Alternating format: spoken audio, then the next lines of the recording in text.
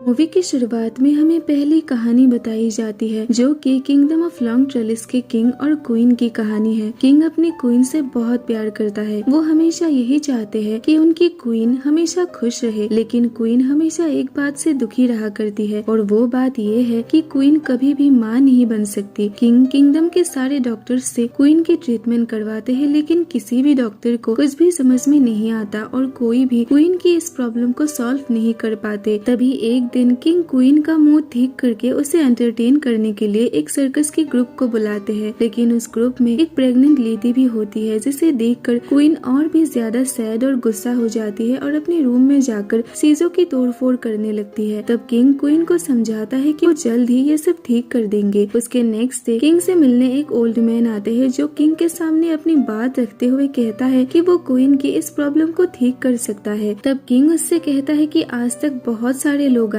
जिन्होंने तुम्हारी तरह ही ये दावा किया था कि वो हमारी प्रॉब्लम को सॉल्व कर सकता है, लेकिन आज तक कोई भी ऐसा नहीं कर पाया। तो तुम इतने यकीन के साथ कैसे कह सकते हो कि तुम हमारी मदद कर सकते हो? तब वो ओल्ड मैन उनसे कहता है कि मैं इसे मुमकिन कर सकता हूँ, बस सवाल ये है कि आप लोग बच्चा पाने के लिए किस हद तक जा सकते हो। तब किंग और क्वीन कहते हैं कि हम बच्चे के लिए किसी भी हद तक जा सकते हैं। तब वो ओल्ड मैन कहता है कि ये पूरी दुनिया एक बैलेंस बनाकर अपना काम करती है, इसलिए अगर आप लोगों को एक जिंदगी हासिल करना है तो आप लोगों को एक जिंदगी सेक्रीफाइस भी करना होगा। जिस पर किंग और क्वीन उसकी बात मान जाते हैं। फिर ओल्ड मैन किंग को ये टास्क देता है कि उन्हें सी में जाकर वहाँ एक क्रिएचर को मारकर उसका दिल निकाल कर लाना है और उस दिल को एक ऐसी लेडी को कुक करने देना होगा जो बहुत ही प्योर है, और फिर जब उस दिल को क्वीन खा लेगी तो उसके बाद ही क्वीन प्रेग्नेंट हो जाएगी। इसके बाद बच्चे की चाहत में किंग सी में उस क्रिएचर को ढूंढने निकल जाता है और आखिर में उसे वो क्रिएचर मिल जाता है जो एक बहुत बड़ा व्हाइट कलर का मॉन्स्टर है। किंग उसे मारने के लिए पानी में उतरता है और जब वो मॉन्स्टर सो रहा होता है तभी किंग उसे मार देता है। किंग उस क्रिएचर को तो मारने में कामयाब हो जाता है, लेकिन फिर किंग भी इस दौरान इंजर्ड हो जाते हैं और आखिर में किंग की मौत हो जाती है। मगर तब तक किंग उस क्रिएचर का दिल निकालने में कामयाब हो जाता है, जिससे क्वीन एक कपड़े में लपेटकर पैलेस लेकर जाती है। यानी बच्चे के लिए किंग अपनी जान सेक्रीफाइस कर देता है। फिर क्वीन अपने पैलेस पे रहने वाली एक मेड जो अब तक प्योर है उसे उस दिल को कुक करने का ऑर्डर देती है, लेकिन जब वो उसे कुक कर रही होती है तब उस मेड को भी अजीब फीलिंग होती है, जिसके बाद अचानक से वो भी प्रेग्नेंट हो जाती है। फिर कुक होने के बाद क्वीन उस दिल को खा लेती है और उसके तुरंत बाद ही जैसा उस आदमी ने कहा था क्वीन भी प्रेग्नेंट हो जाती है। लेकिन क्वीन के साथ ही एक ही वक्त पर उस मेड का भी बच्चा पैदा होता है जिसने क्वीन के लिए कुकिंग किया था। क्वीन और मेड दोनों ही दो लड़के को जन्म देती है। क्वीन अपने बेटे का नाम एलियस और मेड अपने बेटे का नाम जोना रखती है। और फिर कहानी 16 साल बाद की दिखाई जाती है जहाँ वो दो बच्चे अब जवान लड़के बन चुके हैं। क्वीन अपने बेटे के साथ बहुत खुश होती है। वो दोनों बच्चे दूसरे बच्चों से थोड़े अलग होते हैं क्योंकि उन दोनों के बाल व्हाइट कलर के हैं जैसा उस सी मॉन्स्टर का स्किन कलर हुआ करता था, और साथ ही दोनों दिखने में ट्विंस ब्रदर्स लगते हैं। वो दोनों एक दूसरे के बहुत अच्छे दोस्त है और हमेशा एक साथ रहा करते हैं, लेकिन क्वीन उन दोनों की दोस्ती बिल्कुल भी पसंद नहीं करती। वो अपने बेटे को समझाती है कि तुम ये मत भूलना कि तुम एक प्रिंस हो, इसलिए तुम्हें एक मेड के बेटे के साथ दोस्ती नहीं करना चाहिए। लेकिन एलियस अपनी माँ की बात नहीं सुनता और वो दोनों एक साथ ही रहते हैं। उन दोनों की एक स्पेशल एबिलिटी है कि वो दोनों ही पानी के अंदर सांस ले सकते हैं। वो दोनों अक्सर खेलने के लिए उसी सी में जाया करता है जहाँ पर उस मॉन्स्टर को मारा गया था। किंग उस मेड को वार्न करती है कि अगर उसने अपने बेटे को नहीं समझाया तो क्वीन उसे और उसके बेटे दोनों को किंगडम से निकाल देगी। लेकिन फिर भी वो दोनों अपनी दोस्ती नहीं तोड़ते। एक दिन जोना एलियस के कपड़े पहनकर क्वीन के पास जाता है और क्वीन उसे पहचान ही नहीं पाती। फिर उसके बाद जब क्वीन को सच्चाई का पता चलता है तब वो जोना को किंगडम से निकाल देती है। एलियस जोना को रोकने की काफी कोशिश करता है लेकिन जोना नहीं रुकता। फिर जोना एक खंजर से एक पेड़ की रूट्स काटता है जिसमें से पानी बहने लगता है। जोना एलियस को कहता है कि जब तक ये पानी साफ हो तुम समझना कि मैं जिंदा हूँ, और जब इस पानी का कलर रेड हो जाए तब तुम समझना कि मेरी जान को खतरा है। इतना कहकर जोना वहाँ से चला जाता है। इसके बाद कई महीने बीत जाते हैं और एक दिन एलियस देखता है कि उस पानी का कलर रेड हो गया है। ये देखकर एलियस क्वीन को बिना बताए जोना को ढूंढने किंगडम से बाहर निकल जाता है। काफी ढूंढने के बाद आखिर में एलियस को जोना का घर मिल जाता है। जोना ने एक लड़की से शादी कर ली है और उसके घर वाले एलियस को देखकर उसे जोना ही समझ लेते हैं, लेकिन बाद में पूछने पहुंचने के बाद उसे पता चलता है कि जोना 5 दिन पहले ही एक जंगल में गया था और अभी तक वहाँ से वापस लौटकर नहीं आया है। फिर एलियस जोना को ढूंढने जंगल की तरफ निकल जाता है। इधर क्वीन को जब एलियस कहीं नहीं मिलता तो वो बहुत दुखी और परेशान हो जाती है और वो पूरे किंगडम में एलियस को तलाश करने लगती है। उसके बाद क्वीन उसी आदमी को बुलाता है और वो आदमी फिर से वही कहता है कि अगर क्वीन को अपने बेटे की जान वापस चाहिए तो जान के बदले जान देना होगा, जिसके लिए क्वीन मान जाती है। इधर जंगल में जोना एक जगह पर ट्रैप हो जाता है और काफी इंजर्ड भी हो जाता है और तभी उस पर एक उड़ने वाला मॉन्स्टर अटैक कर देता है। जोना की आवाज सुनकर एलियस उसे ढूंढ लेता है और वो अपनी तलवार से उस मॉन्स्टर को मार डालता है, लेकिन बाद में उसे पता चलता है कि असल में वो मॉन्स्टर उसकी अपनी माँ थी जिसे उसने मार डाला क्योंकि क्वीन ने ही ये डील किया था। फिर जोना की जान बच जाती है और एलियस उस किंगडम का किंग बन जाता है और यहीं पर ये स्टोरी एंड होती है। इसके बाद दूसरी स्टोरी शुरू होती है जो एक किंग और 2 बहनों की है। उस किंगडम का किंग बहुत ही अय्याश और हमेशा ही नशे में रहता है। उसके आसपास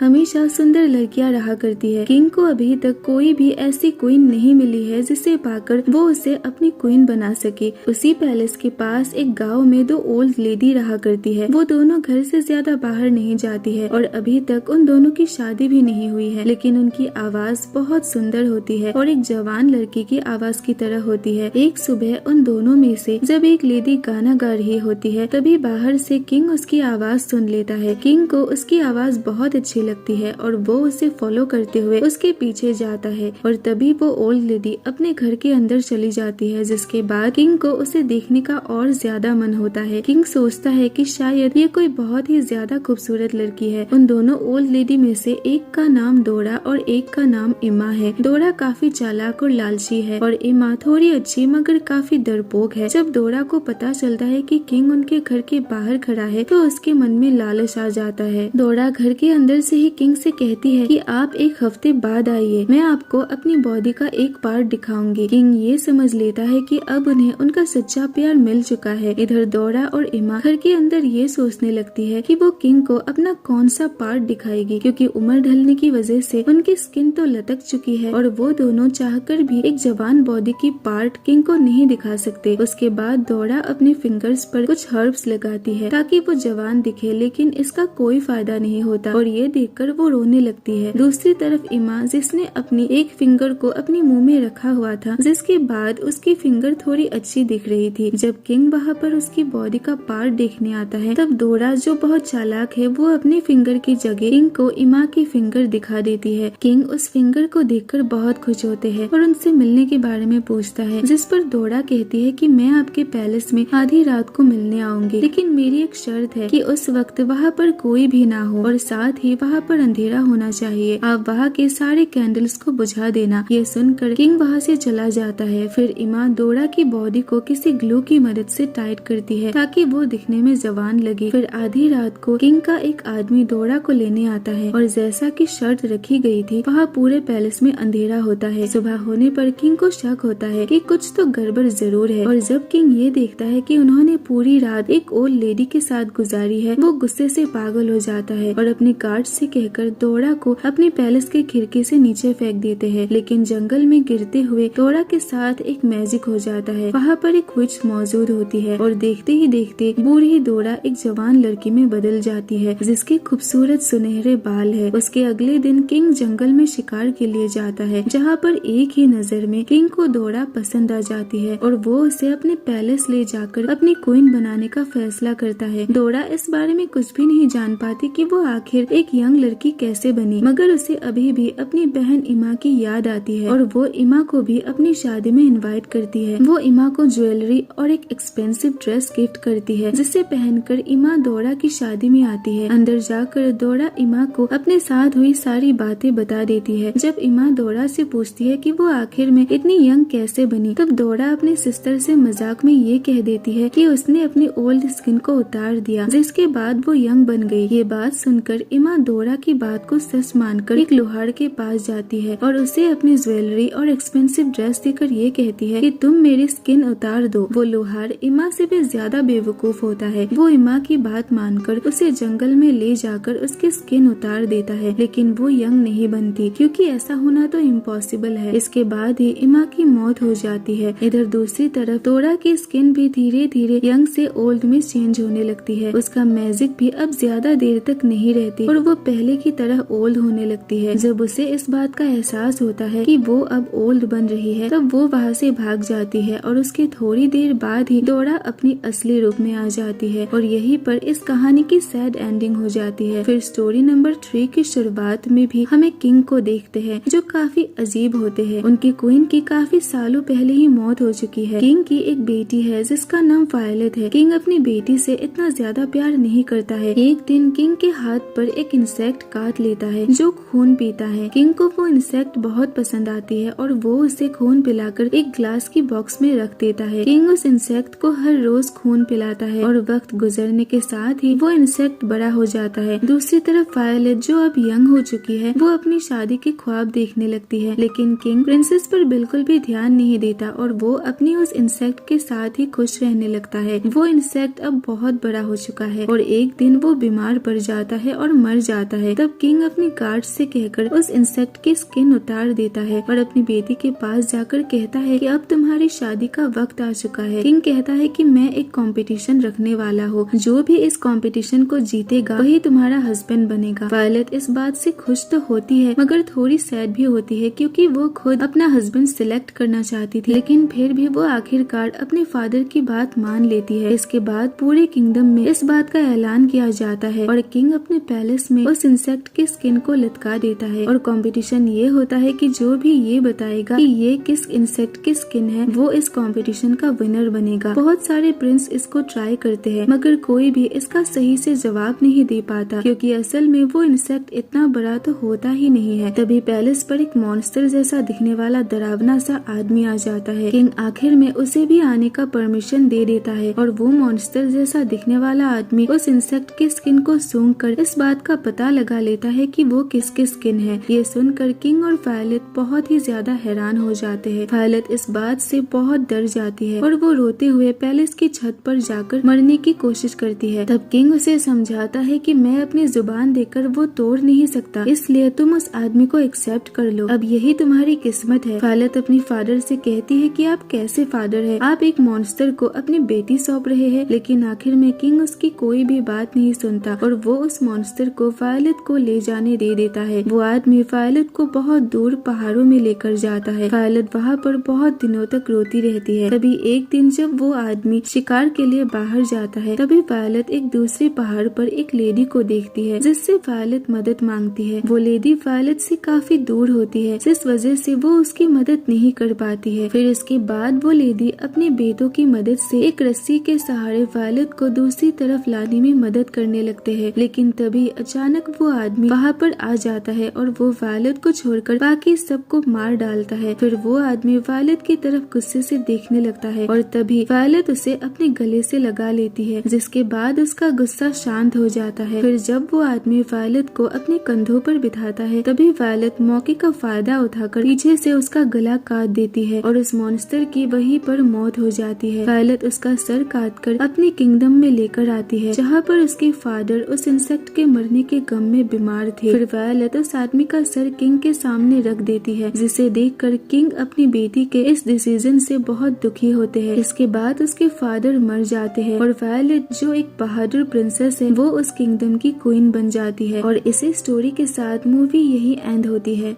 अगर आपको ऐसी ही और भी स्टोरी सुननी है तो मेरे चैनल को सब्सक्राइब और नीचे कमेंट करना ना भूले। मिलते हैं अगले वीडियो में। Thanks for watching.